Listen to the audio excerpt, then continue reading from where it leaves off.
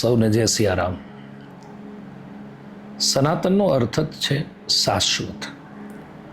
સનાતન એટલે મૂળ, સનાતન એટલે એક ઊંડાણ, સનાતન એટલે એક પ્રકારનું પુરાતની કહી શકાય અથવા તો શાશ્વત કહી શકાય.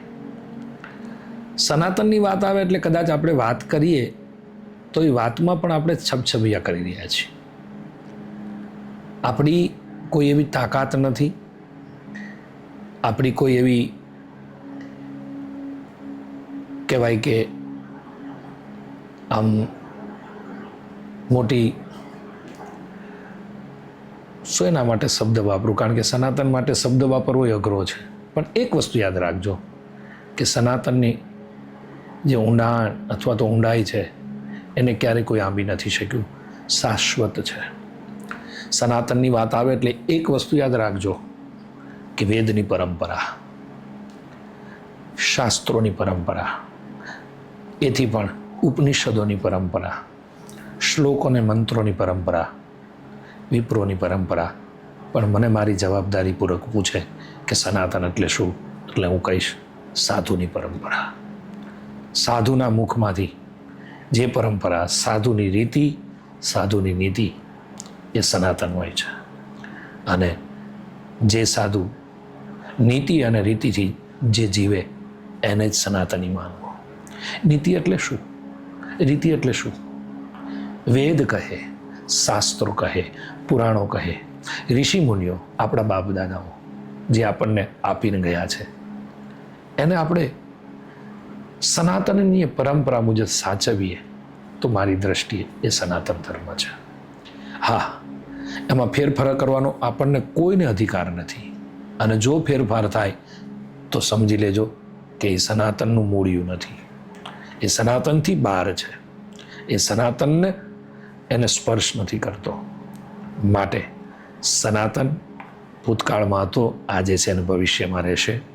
સનાતનને ક્યારેય કોઈ મિટાવી નહીં શકે. બસ ઋષિની પરંપરા, સાધુની પરંપરા, વેદ અને શાસ્ત્રોની પરંપરાને બરાબર સમજીને વિવેક સાથે, વિનય સાથે જીવનમાં ઉતારવી અને ઉતાર્યા પછી સમાજમાં સમય આવે ત્યારે એને પાછી પ્રસ્થાપિત કરી દેવી, એ જ સનાતન ધર્મ છે.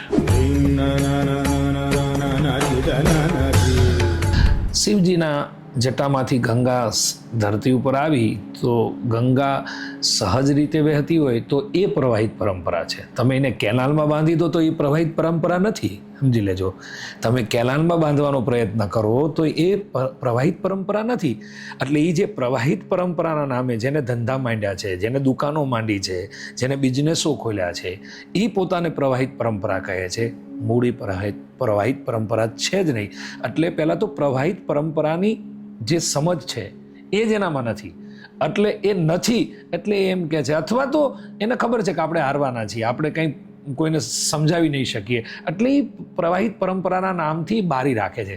પણ હું હજુ કહું છું કે ભગવાન શિવના જટામાં જે ગંગાજી પ્રસ્થાપિત થયા અને સમગ્ર પૃથ્વી પર એ ગંગાજી વહ્યા અને સહજ રીતે વહે તો એમાં આપણે સ્નાન કરીએ તો કહેવાય કે આપણે ગંગા સ્નાન કર્યું છે. બાકી કેનાલોમાં સ્નાન કરીએ એ મન મનાવવાની વાતો છે કે ગંગામાં સ્નાન છે, એ ખરેખર એ કેનાલ સ્નાન છે. એટલે ઘણા લોકો સનાતનને પ્રવાહિત પરંપરા કરી અને કેનાલમાં સ્નાન કરે છે. અને કેનાલ શબ્દ વાપરું એના પછીનો એક શબ્દ છે, પણ એ મારી મર્યાદા છે. બાકી એ કેનાલથી પણ એક નીચેનો શબ્દ છે જે શહેરોમાં હોય છે, અને એ શબ્દ મારાથી વપરાય નહીં. માટે યાદ રાખજો, પ્રવાહિત પરંપરા એટલે તો ગંગાની પ્રવાહી પરંપરાની વાત છે, જે શ્વેત હોય છે, જે શીતળતા આપે છે, જે મને તમને એક આનંદ આપે છે, એ પ્રવાહી પરંપરા. અને પ્રવાહી પરંપરા ફક્ત અને ફક્ત સાધુ જ આપી શકે, બીજાને કોઈનો હક નથી. નહીં, શાસ્ત્રો બધા સંસ્કૃતમાં છે, વેદ સ્મૃતિઓ બધું સંસ્કૃતમાં છે.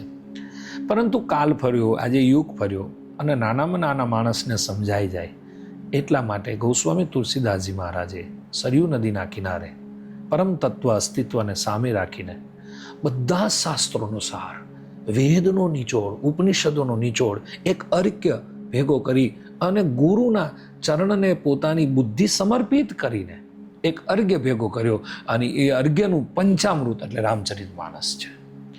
ટૂંકમાં રામચરિતમાનસ એ સનાતનનું અર્ઘ્ય છે. વેદ ઉપનિષદ તો છે જ, પણ આપણે ત્યાં ખબર છે બધાને કે અમુક વસ્તુ આપણને ચરણામૃત, અમારે રામજી મંદિરમાં સાધુ પૂજા કરે, રામજીની પૂજા કરે અને પછી આરતી થઈ જાય, પછી આરતી પૂરી થાય એટલે હાથની અંદર આચમનીથી ચરણામૃત આપે. પણ એ ચરણામૃત એ સનાતન છે. એમ દરેક શાસ્ત્રનો સાર એ ચરણામૃત છે. એટલે વાત એ છે કે સનાતનની જે આખી પરંપરા છે એ આખી પરંપરા રામચરિતમાનસમાં છે. તમે જો ગોસ્વામી તુલસીદાસજી મહારાજે વંદે વાણી વિનાયકો ત્યાંથી તો એને શરૂઆત કરી છે અને પછી ભગવાન શિવને, હરિને, દુર્ગાને બધાને પ્રણામ કર્યા છે. એટલે કોઈ એમ કહે મને બીજું એવું શાસ્ત્ર બતાવો કે પ્રારંભમાં કોઈ પંચાયત દેવની વંદના કરી હોય, એવું શાસ્ત્ર મને બતાવો. રામચરિતમાનસ એક એવું છે કે જેના પ્રારંભમાં જ સનાતનના 5 દેવોની વંદના છે. અને એથી પણ વિશેષ કહું, એક વાર નહીં 2 વાર વંદના છે. અને પછી સનાતનના રક્ષક, સનાતનના એમ કહેવાય કે સંરક્ષ એવા ગુરુની વંદના છે. એટલે માનસ ગ્રંથ સનાતનનો મૂળ છે. હા, લોકો ટીકા કરે છે, એ લોકોને ખબર નથી. એ બધા છે ને તલાવના દેડકાઓ છે એટલા કયા કરે છે કે રામચરિતમાનસ પુરાણોમાં નથી આવતું, શાસ્ત્રોમાં નથી આવતું એ અમે કહીએ છીએ. પણ એક વસ્તુ યાદ રાખજો કે બધા જ શાસ્ત્રોનો સાર, બધા જ પુરાણોનો સાર, વેદ અને સ્મૃતિઓનો સાર, ટૂંક અર્ઘ્ય અમારું ચરણામૃત, અમારું પંચામૃત એ રામચરિતમાનસ છે. બુદ્ધ પુરુષને ભીડથી કાંઈ લેવા દેવા નથી. બુદ્ધ પુરુષને કોઈ સમાજથી કાંઈ લેવા દેવા નથી. બુદ્ધ પુરુષને 2 જ વસ્તુથી લેવા દેવા છે. એક, હું જે સમજ્યો છું કે એને શાસ્ત્રથી થોડું ઘણું લેવા દેવા છે અને પછી સ્મરણથી લેવા દેવા છે. બુદ્ધ પુરુષ એને જ કહી શકાય કે જે સ્મરણમાં રહે, લૌકિક વ્યવહારમાં ના પડે. લૌકિક જે સામાજિક વ્યવહારો છે એમાં ન પડે એ બુદ્ધ પુરુષ છે. તમે કહ્યું કે બુદ્ધ પુરુષ એટલે શું? બુદ્ધ પુરુષની પાસે તમે જાઓ ને, હું જે સમજો છું આ મારી દ્રષ્ટિએ, કે તમને તમારો ઈષ્ટ પણ ભૂલાઈ જાય, તમારો મંત્ર પણ ભૂલાઈ જાય. તમને હજુ પણ એથી કહું, કદાચ લોકો મારી ટીકા કરશે, પણ હજુ કહું કે શાસ્ત્રો અને પુરાણો પણ ભૂલાઈ જાય અને કેવલ બુદ્ધ પુરુષનું સ્મૃત જ યાદ રહે, બુદ્ધ પુરુષની જે દ્રષ્ટિ છે એ જ યાદ રહે. ત્યારે સમજવાનું કે આ બુદ્ધ પુરુષ છે. બીજું, એની પાસે જવાથી અત્તરની સુગંધ નહીં, ફૂલની સુગંધ નહીં, ફક્ત ને ફક્ત સ્મરણની, ભજનની સુગંધ આવે ત્યારે યાદ રાખવાનું કે આ બુદ્ધ પુરુષ છે. પણ આપણને શું છે કે આપણે બુદ્ધ પુરુષ પાસે જઈએ ને ત્યારે આપણે શરદીવાળા હોઈએ છીએ, જઈએ છીએ. માટે બુદ્ધ પુરુષની જે સુગંધ છે ને એ મને તમને સ્પર્શ કરતી નથી. બીજું એક કે તમે કહ્યું કે ભીડ, બુદ્ધ પુરુષ ભીડનો વિષય નથી. ભીડ ભેગી કરવી પડે એ બુદ્ધ નથી, સમજી લો, યાદ રાખજો. એ બુદ્ધ પુરુષ હોઈ જ ન શકે. બુદ્ધ પુરુષ તો એને કહેવાય કે બુદ્ધ પુરુષ ઈચ્છે નહીં ને છતાંય લોકો સ્વયં આવીને ઊભા રહી જાય, એ બુદ્ધ પુરુષ છે. જે લોકો ભીડ ભેગી કરવાનો પ્રયત્ન કરે છે એ બુદ્ધની ચરણ રજ બરાબર પણ નથી. એટલે બુદ્ધ પુરુષ ને ભીડની જરૂર હોતી નથી, એ તો સ્વયં પ્રગટ થાય છે. એ તો બુદ્ધ પુરુષ હોય એટલે ક્યાં કોણ આવે છે ખબર નથી. ભગવાન શિવને બુદ્ધ પુરુષ કહી શકાય કે જ્યારે પાર્વતી સાથે લગ્ન કરવા માટે જાય છે અને પછી સ્વાર્થી દેવતાઓ ભગવાન શિવને શણગાર કરવા માટે તૈયાર નથી અને નંદીએ કહ્યું કે આપને કોઈ જ વરરાજા તરીકે, વર તરીકે શણગારવા તૈયાર નથી. અને એ સમયે બુદ્ધ પુરુષ એમ કહે છે ભગવાન શિવ. કારણ કે હું એને બુદ્ધ એટલા માટે કહું છું, બુદ્ધ પુરુષ એટલા માટે કહું છું કારણ કે એ નિત્ય રામનું સ્મરણ કરે છે, એના મુખમાં નિત્ય સ્મરણ છે. અને એ બુદ્ધ પુરુષે એમ કહ્યું કે આપણા સમાજને બોલાવો. અને એ સમયે ભીડ ભેગું કરવા માટે આમંત્રણ નહોતું આપ્યું, પણ ચારેય દિશામાંથી એટલા બધા ભૂત પ્રેતો આવ્યા છે કે ભીડ ભેગી થઈ ગઈ. બુદ્ધ પુરુષ કંઈ ન કહે ને તો એ ભીડ ભેગી થઈ જાય. હા, ઘણા લોકો બુદ્ધિ લડાવે, બુદ્ધત્વ ન લડાવે, બુદ્ધિ લડાવે, અને બુદ્ધિથી પછી બધી લાલચાઓ આપે, અથવા તો મને તમને લોભ, મને તમને લાલચ આપે, મને તમને ભરમાવે, અને ભરમાવીને આપણી સમક્ષ સનાતનની વાત ન કરે ને બીજી બધી વાતો મૂકીને એવા લોકોને ભરમાવે, અને પાછા એ ખાબોચિયાના ડેટકાઓ પાછા એની વાતોમાં આવી જાય, અને એ વાતોમાં આવીને પાછા તાળીઓય પાડે. પણ એક વસ્તુ યાદ રાખજો, બહુ વિશ્વાસ સાથે કહું કે આદિ અનાદિ કાલ કા ભી કાલ, બાપ કા ભી બાપ મહાદેવ છે. તમે જેને બાપ કહો છો ને એનો પણ એ દાદો છે. રામ કોણ છે? બીનું પદ ચલઈ સુની બીનું કાના. કૃષ્ણ કોણ છે? કૃષ્ણમ વંદે જગત ગુરુ. કૃષ્ણ જગતના ગુરુ છે. માટે સનાતનની વાત આવે ત્યારે ભીડનો વિષય નથી, સનાતન શ્રદ્ધાનો વિષય છે, સનાતન સાધુનો વિષય છે, સનાતન અડગ ભરોસાનો વિષય છે. એટલે કોઈ પણ મંદિર છે ને મહેલ ના બની જવો જોઈએ, કોઈ પણ મંદિર દુકાન ન બનવી જોઈએ, કોઈ મંદિર વ્યવસાય ન બનવો જોઈએ. મેં બુદ્ધ પુરુષો પાસે સાંભળ્યું છે કે કોઈ પણ મંદિરની અંદર 3 વસ્તુ મફત મળવી જોઈએ. એક આવાસ, બીજું પ્રસાદ, અને ત્રીજું બુદ્ધ પુરુષનું દર્શન. આ 3 વસ્તુ, દર્શન એટલે સ્મરણ. તમે કોઈ પણ આશ્રમમાં જાઓ, કોઈ પણ મંદિરમાં જાઓ ત્યારે આ 3 વસ્તુ, હા કોઈ વ્યવસ્થાના ભાગરૂપે કોઈ આજે યુગ એવો છે કે કોઈ મફત રહેવા માગતું નથી, પણ માગણી ન હોવી જોઈએ. કોઈ શ્રદ્ધાથી તમને અર્પણ કરે અને એ સ્વીકાર્ય છે તો વાત અલગ છે, પણ તમારી પાસે આવ્યા અને તમે મૂંડવાની વાત કરો તો યાદ રાખજો કે કદાચ તમે લોકોને છેતરી રહ્યા છો, પણ એ મંદિરમાં બિરાજમાન જેને તમે ઈષ્ટ માનો છો એની સાથે તમે કપટ કરી રહ્યા છો, અને તમે જગતના કદાચ અપરાધમાંથી છૂટી જશો, પણ મારી દ્રષ્ટિએ પરમ તત્વના ક્યારેય એના અપરાધથી નહીં છૂટી શકો. માટે ધર્મના નામે મંદિર થવા જોઈએ, પણ ધર્મના નામે ધંધો ન થવો જોઈએ. હા, ધર્મના નામે મારે તમારે ત્યાં હું ઘણીવાર કહ્યા કરું કે ધર્મના નામે પ્રદર્શનોય ન થવા જોઈએ, ધર્મના નામે દેખાદેખી પણ ન થવી જોઈએ, ધર્મના નામે લડાઈ પણ ન થવી જોઈએ, ધર્મના નામે ભાગમભાગી પણ ના થવી જોઈએ. આજે જુઓ ધર્મના સ્થાનોમાં કેવી કેવી દશાઓ છે.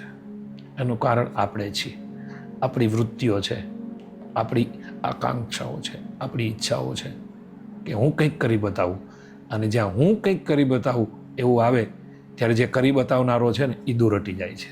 યાદ રાખજો, હું કંઈક કરું એટલે હું કરું એ જ અજ્ઞાનતા, સકટનો ભાર જેમ સ્વાનતાને. એટલે કરી બતાવવા કરતાંય કરી લેવામાં મજા છે, અને એ ભજન કરવામાં મજા છે.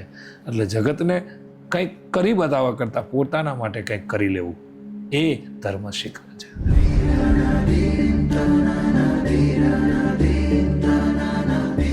જરા યોગ્ય નથી. એટલા માટે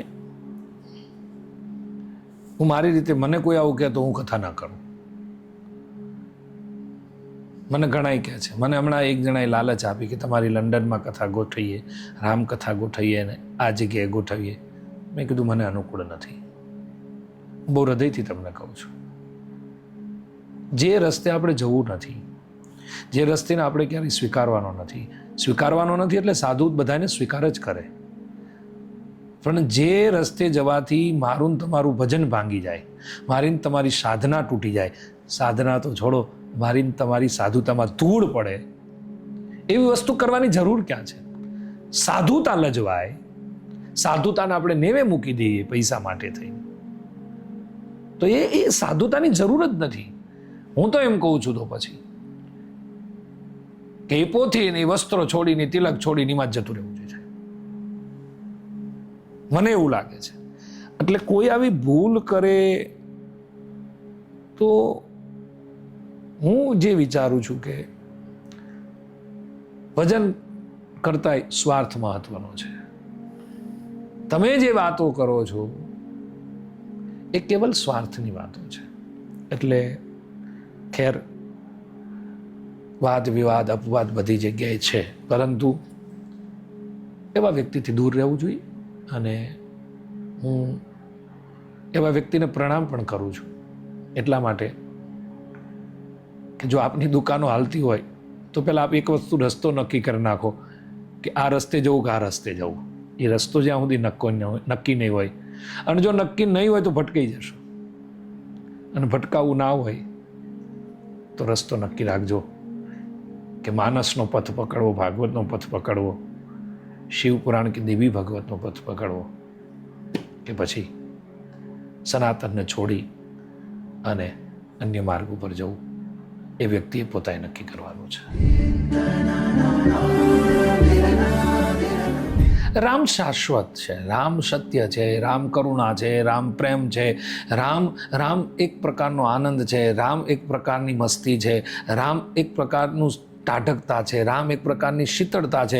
રામ એટલે મારું તમારું જીવન છે, રામ એટલે મૂલ્ય છે, રામ એટલે સંસ્કૃતિ છે, રામ એટલે શાસ્ત્ર છે, રામ એટલે પુરાણ છે, રામ એટલે વેદ છે, રામ એટલે ચોપાઈ છે, રામ એટલે છંદ છે, રામ એટલે દોહા છે, અરે રામ એટલે વાણી છે, રામ એટલે જે કરો દ્રષ્ટિ છે. જે નામ આપે રામ આપી શકાય. હરિવ્યાપક સર્વત્ર સમા, જળમાં પણ રામ છે અને ચેતનમાંય રામ છે.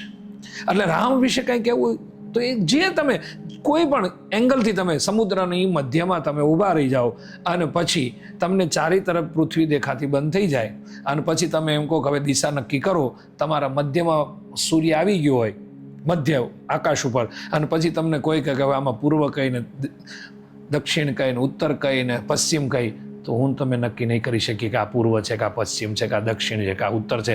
રામ તત્વ આવું છે, સમુદ્ર છે, અને એ સમુદ્રમાં વચ્ચે મધ્યમાં ઊભા છીએ એટલે આપણને એ જ નહીં ખબર પડે કે દિશા કઈ છે. પણ એક વસ્તુ યાદ રાખજો કે સમગ્ર બ્રહ્માંડનું અસ્તિત્વ એટલે રામ છે.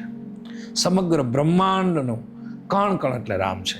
અને એ જ વસ્તુ છે. ભરતજી વિશે આપે મને પૂછ્યું તો આ જગતમાં જેટલું ભરણ પોષણ થાય એ ભરતજી છે. શત્રુના નાશક શત્રુઘ્ન છે, અને લક્ષ્મણ ઉદાર, હા, એક સેવાનું પ્રતીક લક્ષ્મણ છે. એટલે આ ચારેય ભાઈઓ જે છે અથવા તો પરમ અસ્તિત્વ છે એ મારી દ્રષ્ટિએ એક સત્ય છે, એક પ્રેમ છે, એક કરુણાનું સ્વરૂપ છે, અને છેલ્લે જે લક્ષ્મણજી છે એ સેવાનું સ્વરૂપ છે. એટલે સત્ય, પ્રેમ અને કરુણા. કારણ કે કરુણા હતી એટલે તો મંથરાને મારી નહીં, નકર શત્રુઘ્ન છે ને એક જ મુષ્ટિમાં મંથરાને ત્યાં પરમગતિ આપી દે છે, પણ એને છોડી દીધી. કારણ કે કરુણાવાન વ્યક્તિ ક્યારેય કોઈને મારે નહીં. એટલે રામ સત્ય છે, એ તો ચોપાઈઓ ઉપલબ્ધ છે. ભરતજી પ્રેમનું સ્વરૂપ છે કે પ્રેમ માટે થઈને ગાદી ન સ્વીકારી અને પાદુકા સ્વીકારી. પ્રેમ હંમેશા પાદુકા સ્વીકારે છે. અને શત્રુઘ્ન મહારાજ કરુણાનું સ્વરૂપ છે. અને જ્યારે સેવા એટલે લક્ષ્મણજી છે, એને 14 વર્ષ સુધી રામના ચરણ, જાનકીના ચરણને સેવા છે, એને સ્પર્શ કર્યા છે. અને સમય આવતા પંચવટીમાં 5 પ્રશ્નો પણ પૂછી લીધા છે. અને એમાં જે 5 પ્રશ્નોનો જે રામે ઉત્તર આપ્યો છે એ સેવાનું ફળ છે. એટલે રામ મારી દ્રષ્ટિએ ગુરુ કૃપા, સદગુરુ કૃપા, સાધુ કૃપા, મહાપુરુષોની કૃપા, બુદ્ધ પુરુષની કૃપા. હું એટલું જ કહીશ કે લોકો કયા કહે કે રામ એટલે મૂલ્ય છે, રામ એટલે વિવેક છે, રામ એટલે શીલ છે, રામ એટલે વિનય છે, બધું બરાબર છે, એ તો છે જ. પણ રામ એટલે મારી દ્રષ્ટિએ છેલ્લે ઓળપણ છે. રામ એટલે ઉદારતા છે, રામ એટલે અશ્રુ છે, રામ એટલે એક પ્રેમ, એક પ્રગટેલો પ્રેમ. અને એ આંખથી પ્રગટેલો પ્રેમ નથી, અંતરનાથથી, ઉદરમાંથી, નાભિકળમાંથી પ્રગટેલો પ્રેમ છે. એટલે રામ ઉદાર છે, રામ એટલે પ્રેમ છે, રામ એટલે સત્ય અને કરુણા છે.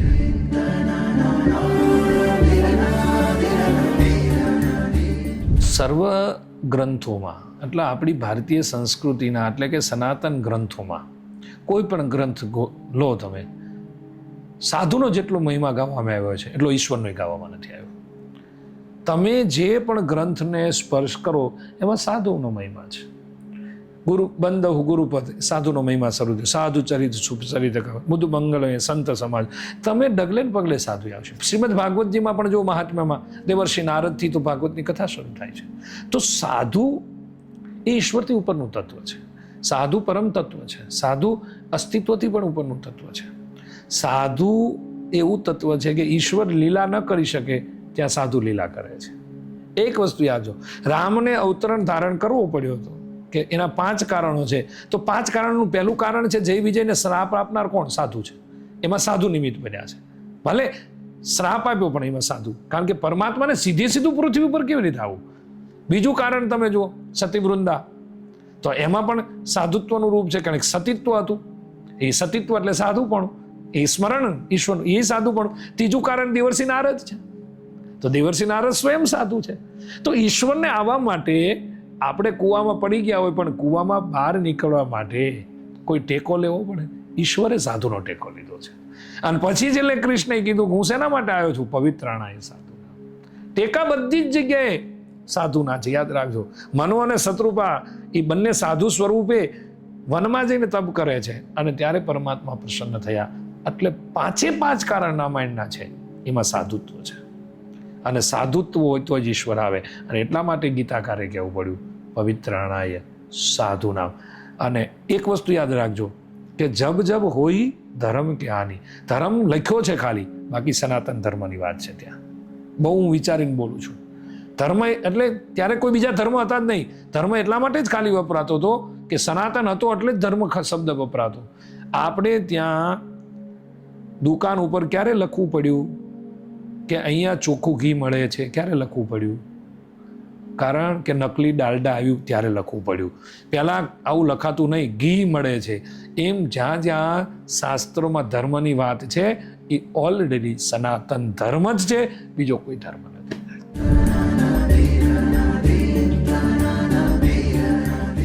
શરણાગતિ જોઈ શકે. જ્ઞાન માર્ગ તો એક પહેલું પગથિયું છે. સપ્ત પ્રબંધ સુભગ સોપાના, જ્ઞાન નયન નિરખત મનવાના.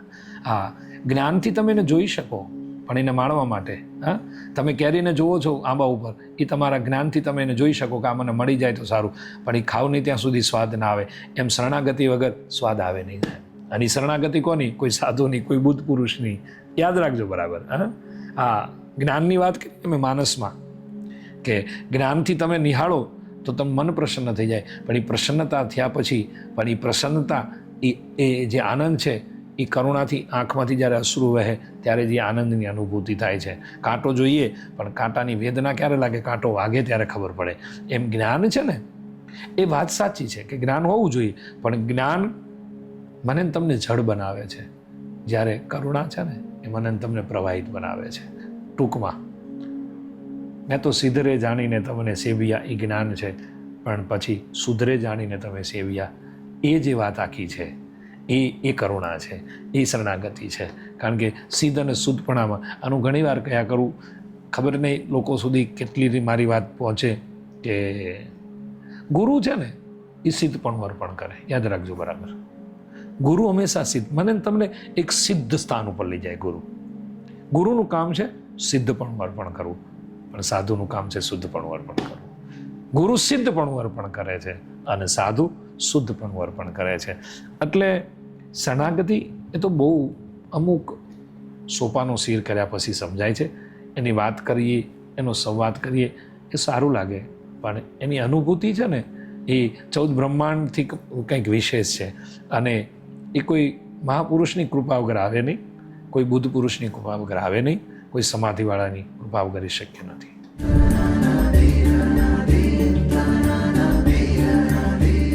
વર્ષોથી કથા ગાઉં છું. તીર્થધામોમાં બહુ કથા થઈ, પણ મારું આસ્થાનું કેન્દ્ર કોઈ બુદ્ધ પુરુષનું ચરણ એ તલગાજડામાં છે. એને કોઈ અન્યથા ના લેતા, કોઈ સંબંધ સાથે નહીં જોડતા, કારણ કે બુદ્ધ પુરુષને કોઈ સામાજિક સંબંધ કોઈ સાથે હોતો નથી, કોઈ પારિવારિક સંબંધ. હા, પરિવાર, કુટુંબ, સમાજ એને ન્યાય જરૂર આપે, પણ બુદ્ધ પુરુષ એ બધાથી પર હોય છે. તલગાજરડું મારી દ્રષ્ટિએ પૂજ્ય બાપુના ચરણથી એક ધામ બની ગયું છે.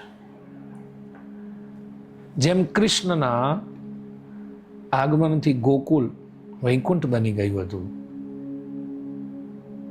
અને સમગ્ર ગોકુલે કૃષ્ણને પરમ તત્વથી નિહાળ્યા છે, એવી રીતે પૂજ્ય બાપુ એક એવા બુદ્ધ પુરુષ છે. વખાણ કરું એટલે કોઈ અન્યથા ન લેવું, આને વખાણ નથી, આ મારા આંતરિક શબ્દો છે, મારા હૃદયના શબ્દો છે. બુદ્ધ પુરુષને વખાણ સાથે કોઈ લેવા દેવા હોતા નથી. એને તો શું પ્રશંસા ને શું દુઃખ ને શું સુખ, સુખ દુઃખથી પર એનું નામ બુદ્ધ પુરુષ છે. એટલે આ બુદ્ધ પુરુષની કૃપાથી તલગાજડા ગામે દિવ્ય ભવ્ય રામકથા થઈ. એમના કરકમલો દ્વારા દીપ પ્રાગટ્ય થયું. એમના વચનામૃત, એમના એક ભાવ મને મળ્યો. પરંતુ તલગાજડા ગામ એમાંય ખાસ યુવાધન એ બધાએ જોડાયા. આર્થિક રીતે પણ નાનામાં નાના માણસે એમાં જે કંઈ આપવાનું હતું એ આપ્યું અને આ યજ્ઞ મહાયજ્ઞ બની ગયો.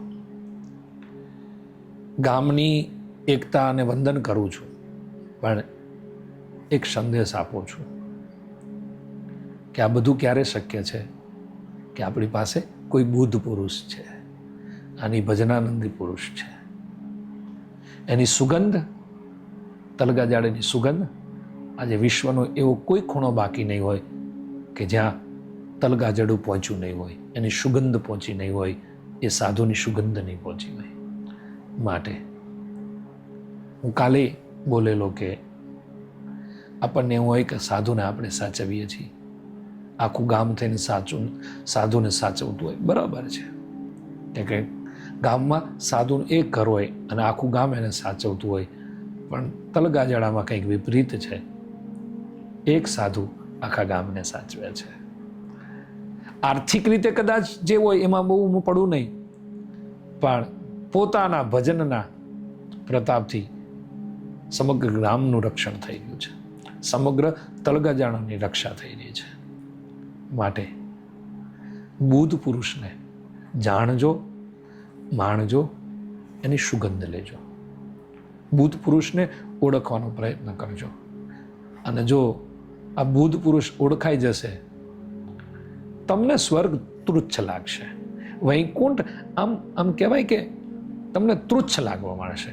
માટે આ બુદ્ધ પુરુષ એ કોઈ સામાન્ય પુરુષ નથી.